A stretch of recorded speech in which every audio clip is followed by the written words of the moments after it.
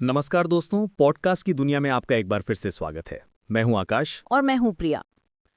आकाश, पिछले एपिसोड में हमने एक लड़ाई की शुरुआत देखी थी, हाँ, लेकिन एपिसोड 6 ये उस लड़ाई का पहला और सबसे सबसे क्रूर अध्याय है।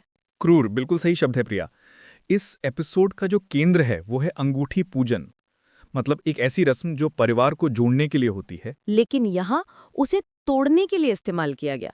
ये एक बहुत ही शातिर जाल था। हाँ, दिग्विजय का वो शतरंज वाला डायलॉग याद है?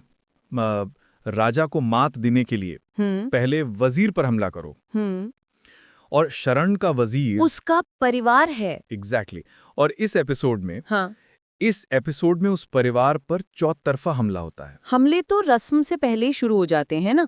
वो छोटे छोटे चुभने वाले पल, बिल्कुल। जैसे जब दर्जी रिमझिम के कपड़े ठीक करने से मना कर देता है, ये कहकर कि हम सिर्फ शाही खानदान के कपड़े बनाते हैं। उफ, वो एक सीधा सीधा तमाचा था। सही बात है। और फिर दूसरी लड़कियों का उसके रंग रूप पर ताने कसना, ये सब मतलब उस बड़े धमाके की तैयारी थी। और उस धमाके का काउंटडाउन शुरू होता है हाँ थाली में रखी उन 3 अंगूठियों से। हाँ, परिवार में लोग हैं 4 हाँ, और अंगूठियां हैं 3। 3। ओहो। देखने वाला हर इंसान समझ जाता है कि कुछ बहुत बहुत गलत होने वाला है। लेकिन उस तूफान से ठीक पहले कहानी हमें एक बहुत ही खूबसूरत पल देती है आकाश। जब शरण अपनी बेटी के टूटे हुए सैंडल को ठीक करने के लिए हाँ सबके सामने घुटनों पर बैठ जाता है हाँ और वो कहता है, मेरी प्रिंसेस, जब तक तुम्हारे पापा तुम्हारे साथ हैं हाँ। तुम्हें कभी झुकने की जरूरत नहीं पड़ेगी। एक बाप का अपनी बेटी से किया गया सबसे पाक वादा। और शायद सबसे दुखद भी, बिल्कुल। क्योंकि अगले ही कुछ पलों में हाँ, दुनिया उसे इतना झुका देती है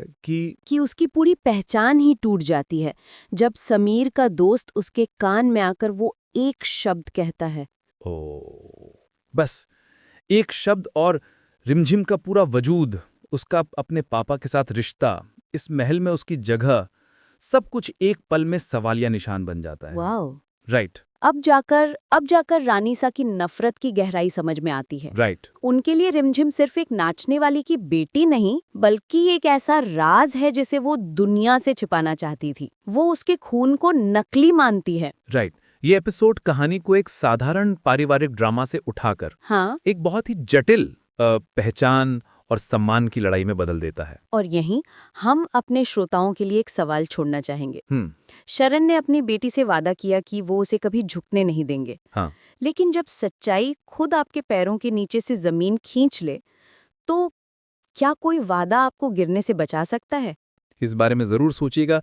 मिलते हैं आपसे अगले एपिसोड की चर्चा में। तब तक के लिए नमस्कार।